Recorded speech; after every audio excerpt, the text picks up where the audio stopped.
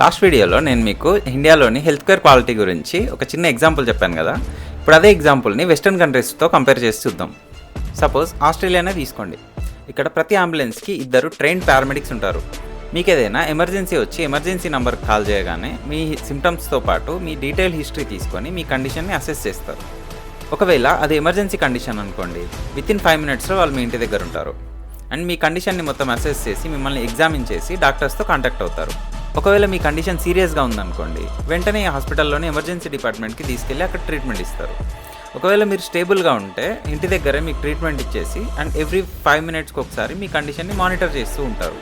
అదే ఒకవేళ మీరు చావు బతుకుల్లో ఉన్నారనుకోండి, మిమ్మల్ని ఎయిర్ లిఫ్టింగ్ చేసి మరీ కాపాడతారు. అంటే హెలికాప్టర్ ద్వారా మిమ్మల్ని హాస్పిటల్కి తీసుకెళ్ళి మిమ్మల్ని కాపాడతారు.